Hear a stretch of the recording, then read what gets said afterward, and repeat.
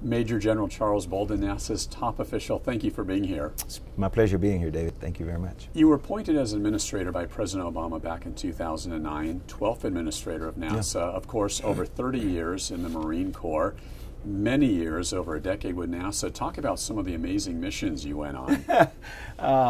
In or out of NASA, because I've had 34 years in the Marine Corps is a pretty incredible time also. And in fact, I tell people all the time, what was the most exciting, to include all the space flights and everything, was our last 9 years or so in the Marine Corps when we left NASA and came back. But I got started actually out here. My wife and I lived here for 5 years after Vietnam, and got a master's degree, went back to test pilot school, and that was what enabled me to get into the NASA program. So I spent the middle 14 of my years at NASA down at the Johnson Space Center as a part of the astronaut office.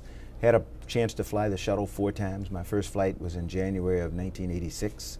And that was sort of bittersweet because it was my first flight. We came back, we were incredibly excited, and 10 days later we lost Challenger. And so I lost 7 very, very good friends with whom I had trained and had known very well. Then after we recovered, I came back and flew my second flight, which was called, it was the Hubble Space Telescope Deploy Mission, and that's where we actually put Hubble on orbit. Third flight was 2 years later, was Atlas 1, Atmospheric Laboratory for Applications in Science, not much unlike some of the things I've been talking to the folk out here at JPL about. We were looking at Earth's atmosphere, the middle atmosphere, so we had 10 experiments from around the world looking at the mesosphere, trying to help us understand how weather and climate are made. 3 of the experiments were looking at the sun, or looking at the sun's energy bouncing back from Earth. And then my final flight was the first joint Russian-American mission. Flew that in 1994.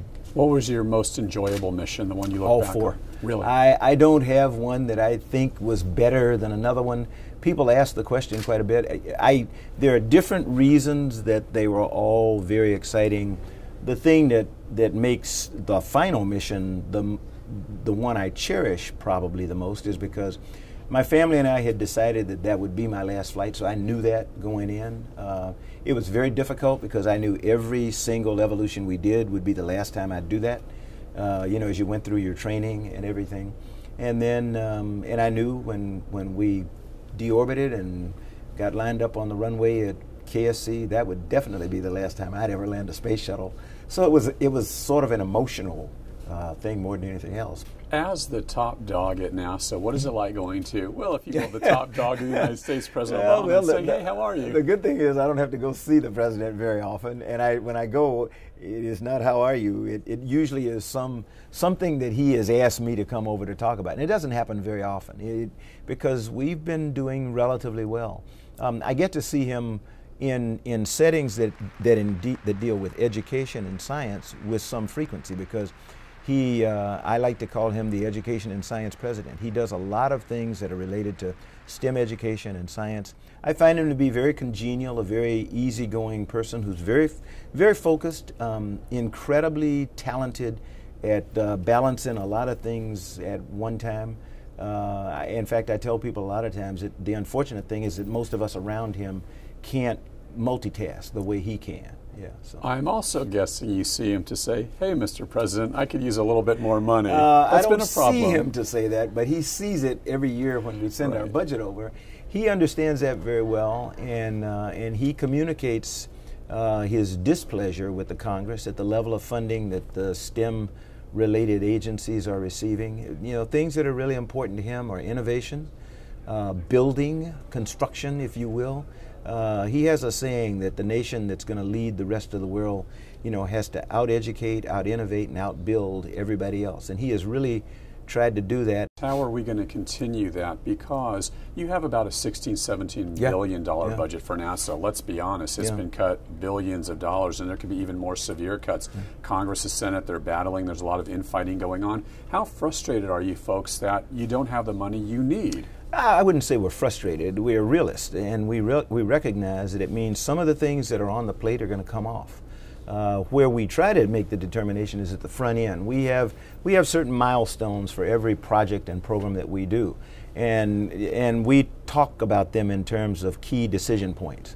So if we get something through KDP A, B, and then C, Key decision point C is where we put definition on the schedule and the cost. This is really going to cost this amount of money, and we're going to be ready to fly it or ready to do it in this particular time. When we get to that point, we seal it in for the most part, and we like not to cancel anything once it's past KDPC, and that's where we are now. Anything before that is fair game, and it's probably not going to be done. Because you're at your lowest level of funding since, I believe, 2007. Since I know. Right, since you know, certainly. Yeah. What projects are going to be shelved? What are we not going to be I can't tell you specific ones that we're not going to do, but there will be some in every one of the 4 specific mission areas that we have. Aeronautics is not going to be able to do some of the things that we really want to do. Human exploration is not going to do some of the things we really want to do. There's going to be some things in science that we're not going to do, and then in technology development, which is a relatively new area, some of the things that are critical for us are going to either fall behind or not get done at all. Yeah. Sadly, when so many Americans today have to battle between finding out whether to pay for their medication or their mortgage or their meals, why should we put money into NASA? Why is it important to continue space exploration? I think the most important reason for NASA to be funded is because we don't just do human spaceflight. Everything that we do makes life on this planet better. If I look at Earth science, which is what we were looking at today during this visit to JPL, we're working with the Department of Agriculture on the mission called SMAP, Soil Moisture Active Passive, trying to determine how, drought and flood conditions, be more predictive about them so that farmers can plan for their crops better. All of that comes from NASA data that we provide. We work with countries around the world, giving them archived data from 30 some odd years and real-time data from Earth science satellites, again, to help them with decisions on disaster management, disaster relief, disaster avoidance. In the area of human spaceflight, the primary reason that it's important is because we are human, we are of the human species, and there are 2 questions we ask ourselves all the time. Are we alone, and how did we get here? And in closing, is that our fascination with space? Why do we want to explore? Why do we want to find out what is out there? Because it's, I think humanity always asks those 2 questions. The reason we want to do it as Americans is because we want to always be the leaders, and we want to be the ones to whom everybody else looks. And you can't be timid. You can't step back and say, well, we'll do this later and expect that other nations will follow you the way that they do today. We're the leader on the International Space Station. We're the leader when it comes to great science endeavors. We're the leader in aeronautics. We're the leader in technology development. But we can't stay there if the budgets continue to dwindle. And that's a critical strategic decision that the nation has to make. The President and the Congress together will have to decide what they want us to prioritize and what they think will keep America at its greatest. Major General Charles Bolden, thank you so very much for being with us. Thank you. Thanks very much.